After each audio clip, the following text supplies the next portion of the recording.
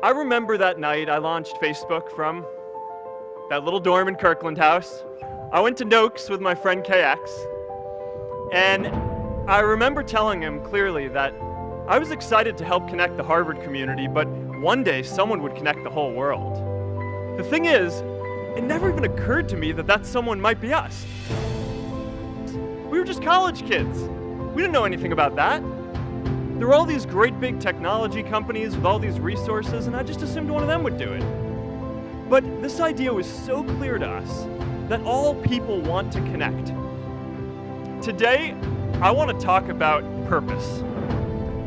One of my favorite stories is when JFK went to go visit the NASA Space Center, and he saw a janitor holding a broom, and he asked him what he was doing, and the janitor replied, "Mr. President, I'm helping put a man on the moon." Purpose is that feeling that you are a part of something bigger than yourself, that you are needed, and that you have something better ahead to work for. Purpose is what creates true happiness. My hope was never to build a company. I wanted to have an impact. And as all these people started joining us, I just assumed that that's what they wanted to do too. A couple years in, some big companies wanted to buy us. I didn't want to sell. I wanted to see if we could connect more people.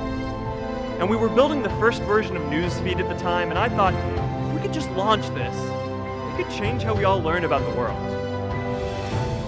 Nearly everyone else wanted to sell, and it tore our company apart. After one particularly tense argument, one of my close advisors told me if I didn't agree to sell the company right now, I would regret that decision for the rest of my life. Relationships were so frayed that within a year or so, every single person on our management team was gone. That was my hardest time leading Facebook. I believed in what we were doing, but I felt alone. I wondered if I was just wrong, an imposter, a 22-year-old kid who had no idea how things actually worked.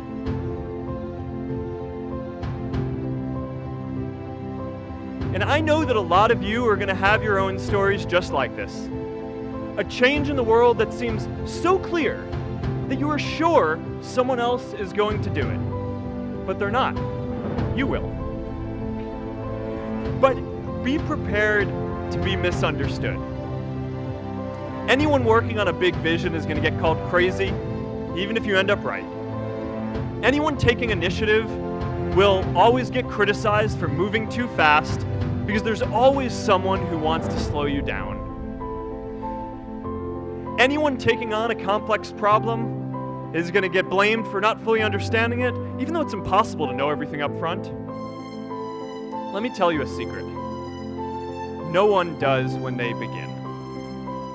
Ideas don't come out fully formed. They only become clear as you work on them. You just have to get started. If I had to know everything about connecting people before I got started, I never would have built Facebook. In our society, we often don't take on big things because we're so afraid of making mistakes. Facebook wasn't the first thing I built. I also built chat systems and games, study tools and music players, and I'm not alone. J.K. Rowling got rejected 12 times before she finally wrote and published Harry Potter. Even Beyoncé had to make hundreds of songs to get Halo. The greatest successes come from having the freedom to fail.